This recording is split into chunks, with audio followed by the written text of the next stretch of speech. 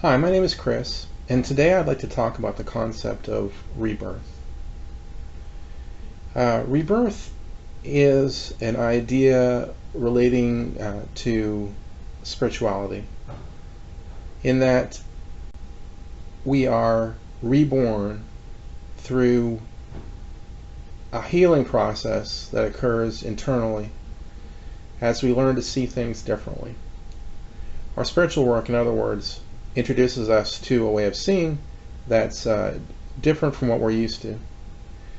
But it takes a while for our mind to integrate this understanding.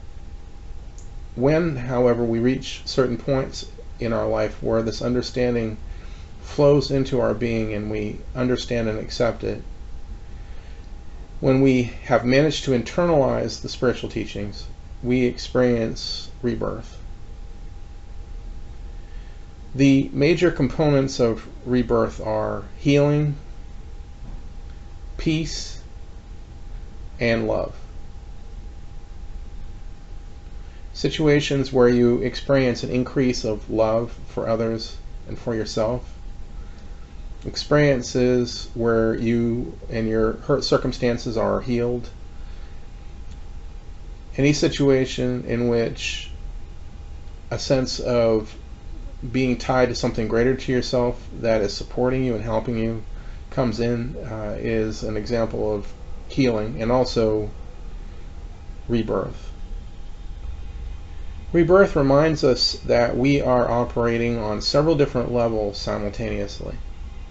We think that we're in one place doing one thing, but in actuality, our mind is working on many different levels, and each of these levels are sort of overlapping and intertwining. There's a kind of story going on in our head which has many different levels of understanding in it. When we integrate higher teachings, we go from an intellectual understanding to a visceral one. Visceral understanding isn't something that can be forced. It has to happen when our mind reaches the point where it is able to fully understand and accept the teaching itself. Before that, we experience resistance. We talk about the idea of ego, although in reality there is no such thing as the ego.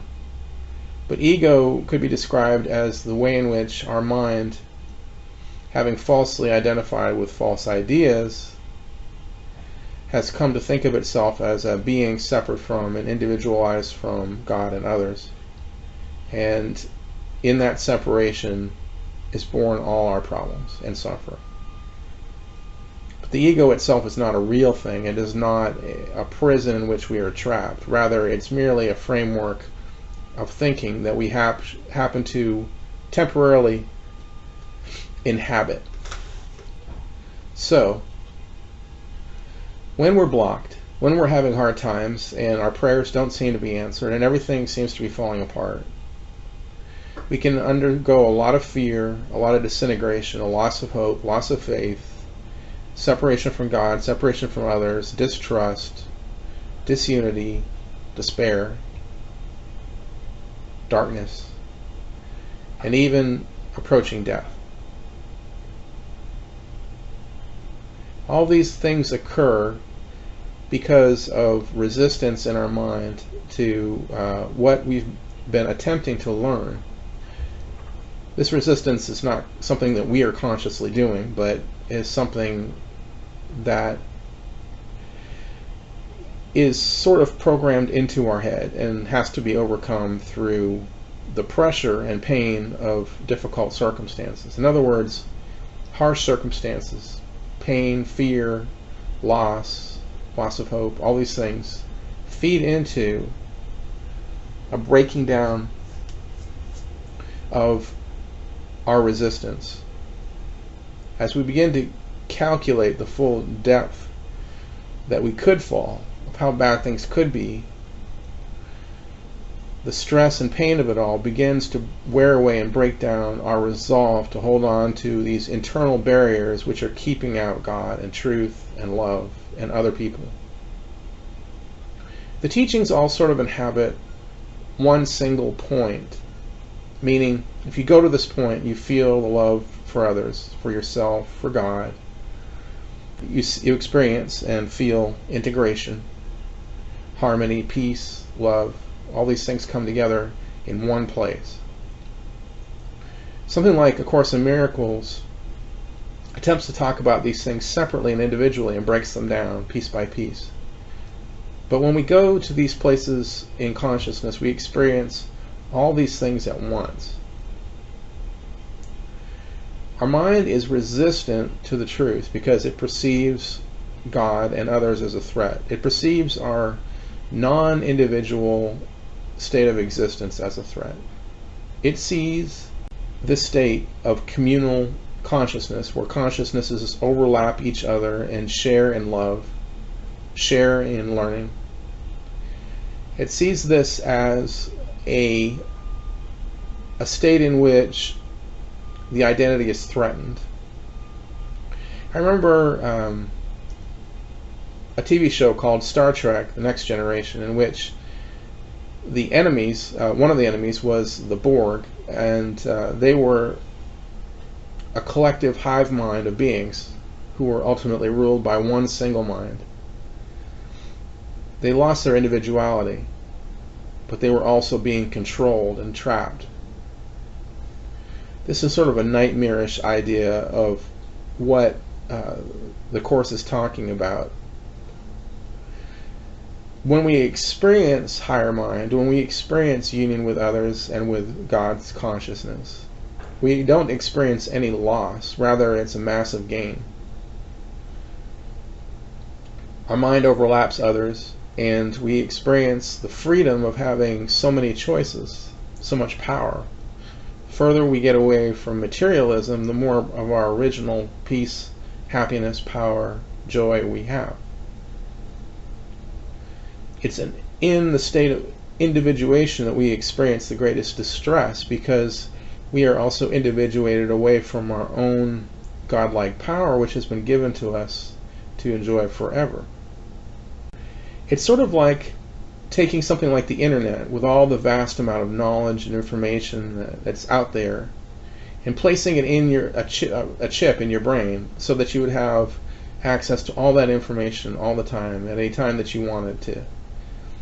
But then making it even more fundamental so that you would automatically know all of it all at once. A kind of omniscience. That's sort of what it's like. There's a place in a state of consciousness where everything that's in everyone else's mind, everything in existence, is within your own mind all the time. Not in an upsetting or disturbing way, but as information to work with, giving you the maximum freedom of possibility, the maximum freedom to enjoy yourself and do what you want to do. We're ultimately creative beings. We love to create. Our mind is naturally creative, but our creativity is limited by materiality. I know it seems like materiality is sort of the workshop, the place where all forms of creativity come to be fulfilled. But in actuality, it's such a limited circumstance, it's such a limiting place, and we spend so much of our time dealing with problems and limitations and pain, that we rarely have the time to really be able to truly create.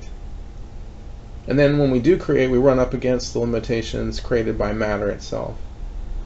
So yes, there is creativity within the material matrix, but true creativity only finds its fulfillment in a completely free environment. Which isn't to say we couldn't work with materiality, but it's very limiting. At higher levels, we tend to deal with higher ideas, with abstract concepts that are vast and far-reaching.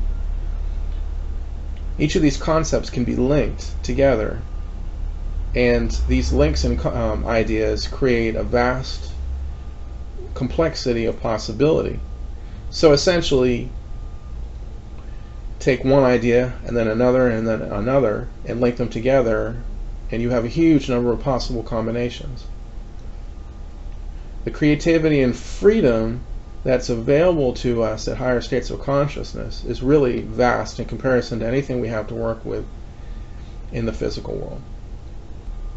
Physicality has its own freedoms, its own creativity, but in the end, physicality is a trap, as is the ego. The very fact that we're separated from God creates all our fear, so that we really don't understand what's going on in reality. We can only respond with fear to everything that we encounter, which is extremely limiting. But if we're a student of the Course, we also have that going for us, that in hard times we can apply miracles to our problems and pray and meditate on higher concepts and do exercises from the Course. And these things create a kind of channel where higher information can flow into us and create healing.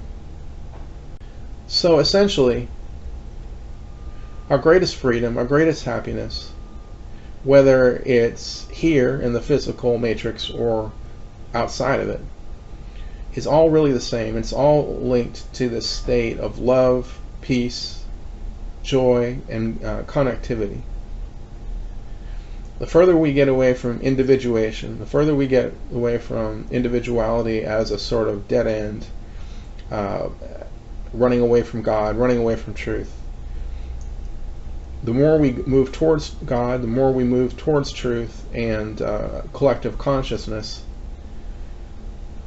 the more happiness, freedom, and pleasure we experience. We get closer to the happy dream. But how do we overcome our internal resistance?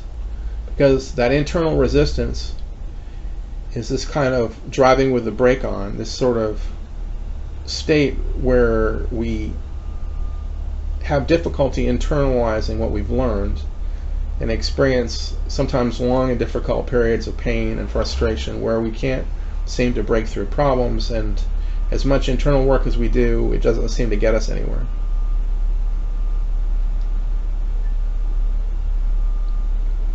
These difficult times are necessary because of the intense power of the negative ideas which we have come to identify with. In other words, the ideas are not so much powerful as that we are powerfully identified with them. And that identification has to be broken by seeing that they offer us nothing. In other words, the short answer is we have to come to realize that this kind of separated state is unappealing. We cling to it and want it, and at some level are attached to it, and that is our greatest obstacle, because that is what keeps us clinging to the very source of our pain. Loss of faith is interesting, an interesting phenomenon, because what it does is it alienates us further and further from the source of our potential joy and healing. But it's necessary sometimes to walk these dark paths, simply because by doing so, the suffering of it is so intense that it breaks down our internal attachment to the source of our suffering, which is false ideas. We become very receptive and very open to higher ideas in a way. When we reach this kind of tipping point, I mean, yes, the fear drives us, and the fear motivates us to move away from higher truth and towards what we're familiar with, our materialistic concepts of comfort and safety. But as those collapse around us, all that's left is desperation. And in that desperation is an openness to new ideas and new possibilities, and something within us becomes more liquid, like ice melting. And when we melt, when our heart melts, when we become truly fluid in our ability to receive new ideas because we see that the old ideas aren't helping us, then we open up to possibilities and healing can flow in. This is not God punishing us. This is not a test. It is merely a necessary process of breaking through walls and barriers. It's sort of like running into an elastic wall, and you push and you push and push and push, and it becomes more and more of a strain, and suddenly there's a snap and you get through. You break through. At some level, your internal being shifts, and you're willing to see things differently.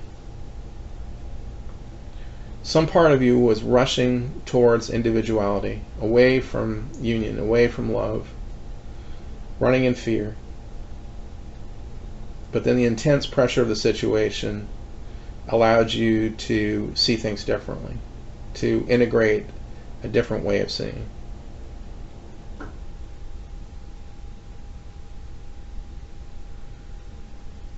The poet Rumi said something to the effect that it was odd that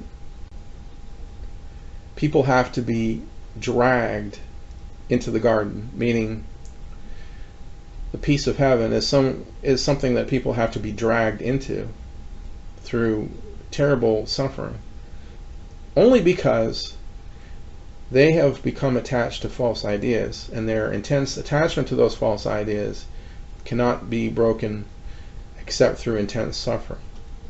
I expect a lot of people get involved with the Course with the expectation they're not going to suffer. And boy, is that wrong. Because as much as you expect to be protected from negative circumstances as a student of the Course,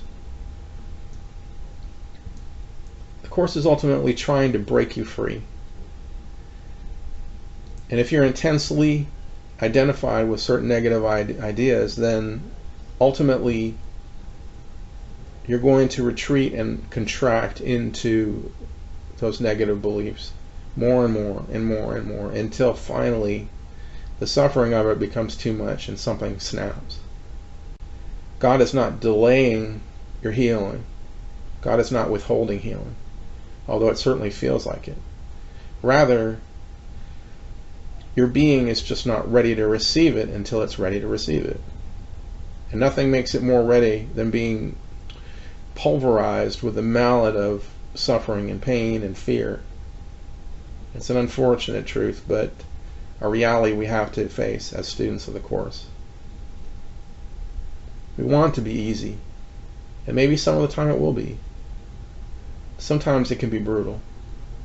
It doesn't mean that God has left us. It doesn't mean that we have failed the Course. It doesn't mean that something has gone terribly wrong. Rather, it simply means that the force with which we have been contracting into our aloneness, our individuation, our separateness from God, has been creating intense pain, probably fear, depression, anxiety, suffering, whatever we're going through. And it has to be healed.